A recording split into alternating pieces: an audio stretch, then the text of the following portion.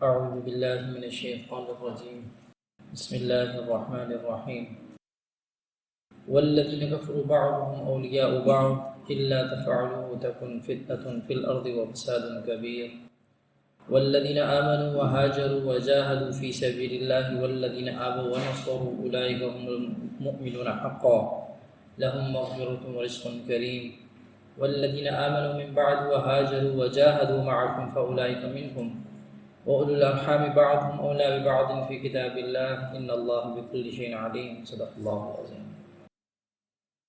والذين كفروا بعضهم أولياء بعض اور جو لوگ کافر ہیں وہ ایک دوسرے کے رفیق ہیں، وہ ایک دوسرے کے دوست ہیں.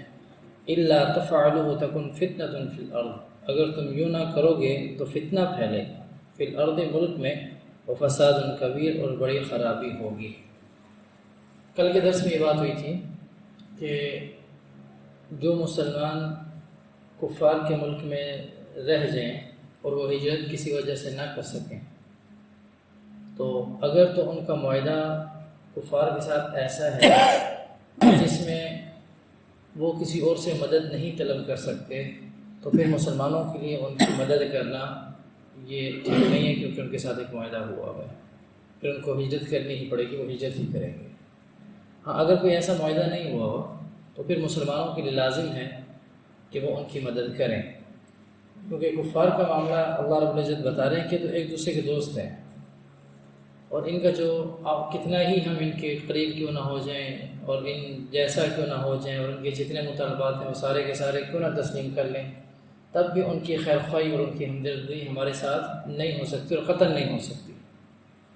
کہنا کہ اگر ہم وہاں پہ رہنے والے مسلمانوں کو بالکل ہی چھوڑ دیں تو بڑا فساد ہو جائے گا، تو بڑی خرابی پیدا ہو جائے گی، تو ان کے ساتھ بڑا ظلم اور زیادتی کریں گے. تو اس لیے یہ جو ہے معاملہ کہ ان کی مدد کرنا، ان کی نصرت کرنا، ان کی فکر کرنا، ان کا خیال رکھنا یہ ہماری ذمہ داری ہے.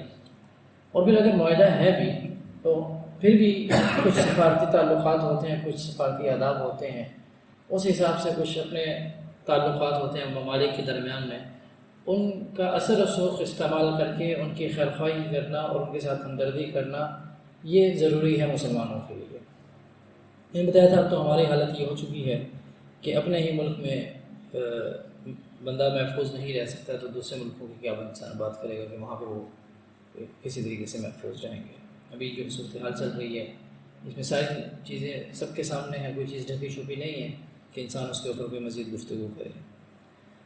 آگے فرمایا والذین آمنوا وہاجروا، اور جو لوگ ایمان لائے اور اپنے گھر چھوڑے، وجاہدوا فی سبیل اللہ، اور لڑے اللہ کی راہ میں، والذین آووا ونصروا، اور جن لوگوں نے ان کو جگہ دی اور ان کی مدد کی، اولئک هم المؤمنون حقا، وہی ہیں سچے مسلمان، لہم مغفرۃ ورزق کریم، ان کے لیے بخشش ہے اور روزی عزت کی. آگے یہی جو نصارہ اور مہاجرین کے دو گروہ ہیں، اللہ رب العزت نے ان کی بڑی تعریف بیان کی ہے. مہاجرین جو ہجرت کر کے مدینہ تشریف لائے اور نصارہ جو مدینہ کے اپنے لوگ تھے، اللہ رب العزت کے نبی نے مدینہ کے لوگوں کی بڑی تعریف بیان کی ہے. اور حدیث مبارکہ میں یہاں تک آتا ہے جس کا مفہوم ہے کہ جو لوگ مدینہ کے لوگوں کی عزت اور اکرام اور ان کی کے بارے میں اچھے جذبات نہیں رکھتے وہ منافق لوگ ہیں. تو اس لیے ان لوگوں کے بارے میں اچھے جذبات رکھنا، اچھی گفتگو کرنا، اچھے خیالات رکھنا یہ بڑا ضروری ہے، کیونکہ اس وقت میں ان لوگوں نے اسلام کو سہارا دیا اور اسلام کے لیے ڈھال بنے جس وقت کوئی بھی اسلام کو لینے کے لیے تیار نہیں تھا. اس وقت انہوں نے ایک پلیٹ فارم مہیا کیا. مکہ میں اجازت نہیں تھی، نہیں کر سکتے تھے، اسلام کی تبلیغ نہیں ہو سکتی تھی، اسلام کی دعوت کو عام نہیں کیا جا سکتا تھا، حالات بہت ٹائٹ تھے.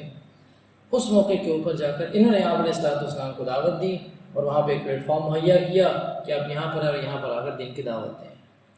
تو یہ ان کے، اور پھر آپ علیہ السلام نے یہاں تک فرمایا کہ جب دجال آئے گا تو اس وقت کیا ہوگا کہ پورا دین سمٹ کر اس وقت بھی جیسے ابتدا میں مدینہ سے اس کی ابتدا ہوئی تھی، وہاں سے پھلا پھولا تھا، تو یہ سارا کا سارا سمٹ کر دوبارہ مدینہ میں آ جائے گا.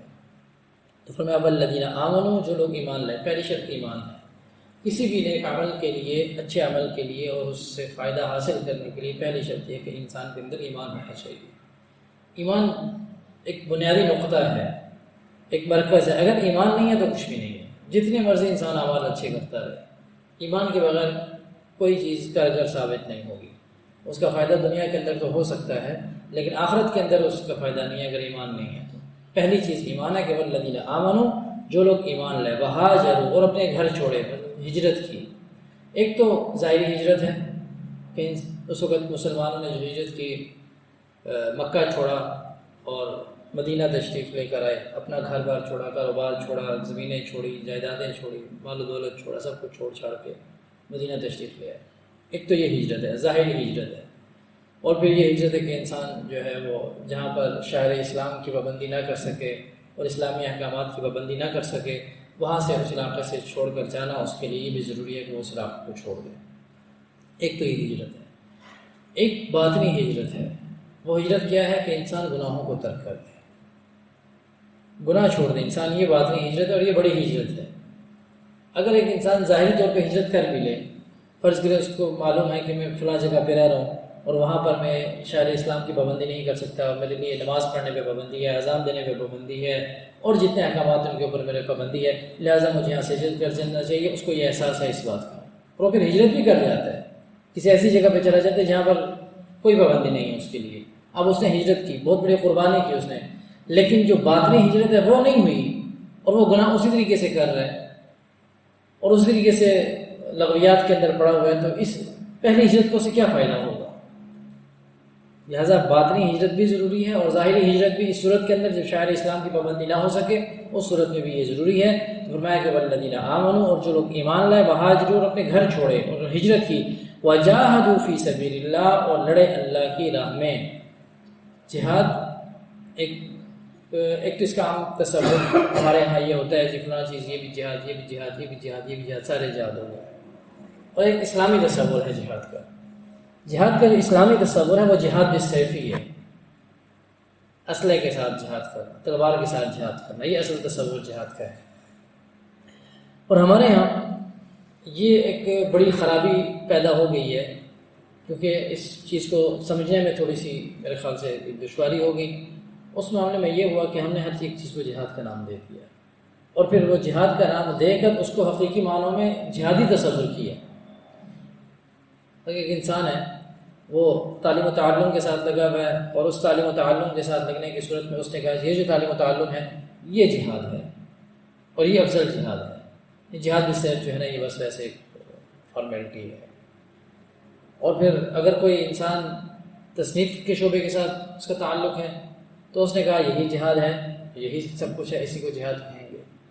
تو یہ جہاد کہہ سکتے ہیں. اس میں یہ نہیں کہہ رہا کہ اس کو جہاد کہہ ہی نہیں سکتے. تصنیف ہے، تالیف ہے، خطابت ہے، جو کچھ بھی ہے، تعلیم و تعلم ہے، مدارس کا بنانا ہے، یہ سب چیزیں، علم کا حاصل کرنا ہے، یہ سب جہاد ہیں. لیکن مسئلہ یہ ہے کہ ہمارے ہاں جیسے ایک تصور ایک پایا جاتا ہے، اس بات کو سمجھنے کے لیے ایک مثال دے رہا ہوں. ہمارے ایک تصور پایا جاتا ہے کہ جو چچا ہوتا ہے وہ باپ کے مانند ہوتا ہے، یہ باپ کی طرح کا ہوتا ہے، اس کا ادب و احترام کرنا، اس کی عزت کرنا، یہ جیسے باپ کی جاتی ہے ایسے چچا کی بھی کرنی چاہیے. لیکن کیا ہم وہ سارے حقوق جو باپ کو حاصل ہوتے ہیں وہ چچا کو دے دیتے ہیں؟ کبھی بھی ایسا نہیں ہوتا. جو حق باپ کو حاصل ہے وہ باپ ہی کو حاصل ہے، وہ چچا کو حاصل نہیں ہو سکتا، کسی بھی صورت میں نہیں ہو سکتا، جتنا مرضی احترام دے لیں. جو اس کا عزت اور احترام ہے اور جو اس کو حقوق حاصل ہے وہ باپ ہی کو حاصل ہے، وہ پھر چچا کو حاصل نہیں ہو سکتے. تو اس لیے جو جہاد حقیقت کے اندر جہاد ہے وہی جہاد ہے. باقی جو چیزیں ہیں اس کو جہاد کا درجہ دینا، اس کا احترام اس حوالے سے کرنا کہ ہاں بھائی اگر اس محنت میں انسان لگا رہے تو جہاد کے مترادف ہے، تو مترادف تو ہو سکتا ہے جیسے چچا باپ کا مترادف ہو سکتا ہے. یہ نہیں ہو سکتا کہ یہ جہاد ہے. تو اصل جہاد تو یہی ہے. اور مصیبت یہ ہے کہ ہم نے اس جہاد کو چھوڑ کے باقی جہادوں کو پکڑ لیا، اور جب باقی جہادوں کو پکڑ لیا تو حدیث مبارکہ کے اندر آتا ہے اذا ترکتم الجہاد فسلط اللہ علیکم ذلہ، جب تم جہاد کو ترک کر دو گے تو اللہ تمہارے اوپر ذلت کو مسلط کر دے گا. اور ابھی یہ دیکھ نہیں صورت حال کیا چل رہی ہے.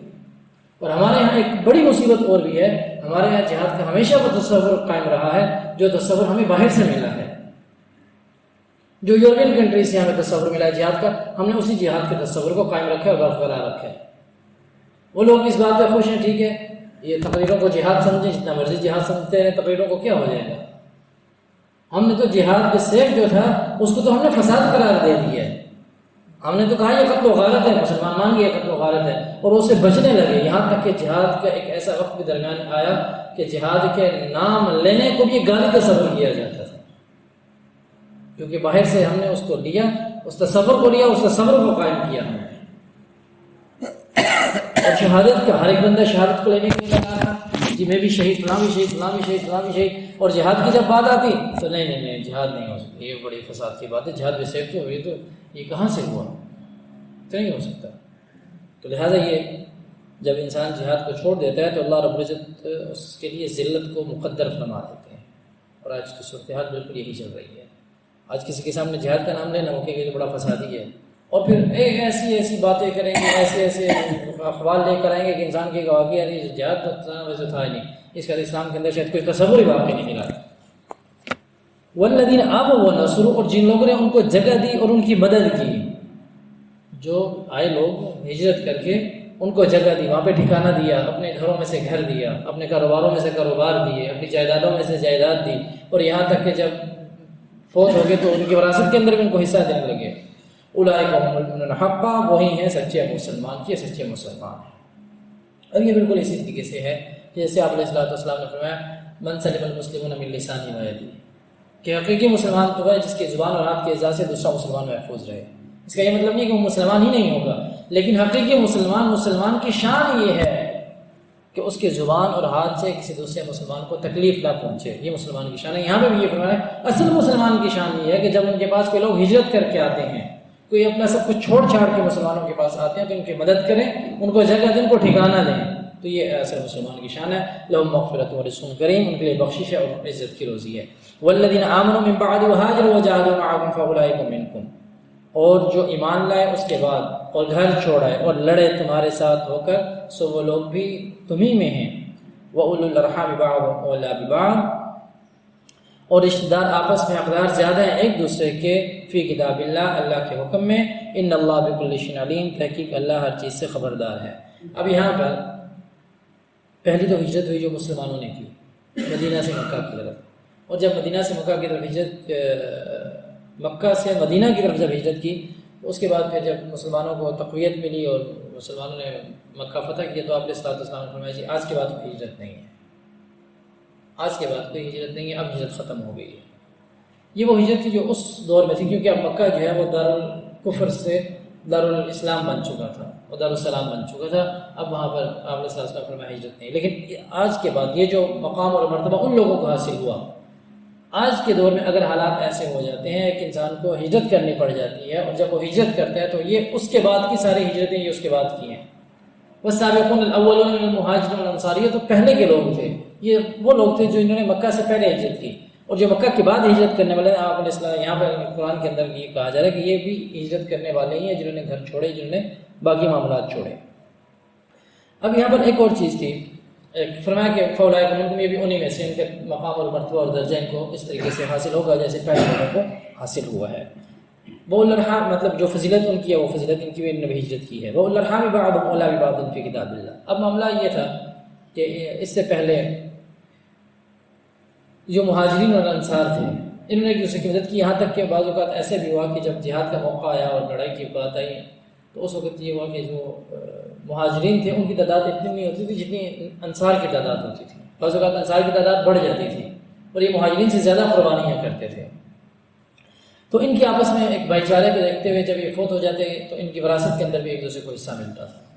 اس وقت لوگوں کی تعداد بھی کم تھی، پھر جب مکہ فتح ہو گیا بہت سارے لوگ اسلام لے کر آئے، مہاجرین اور انصار میں سے بھی ان کے بہت سارے رشتہ دار ایمان لے کر آ گئے۔ اب یہ قانون ختم ہو گیا۔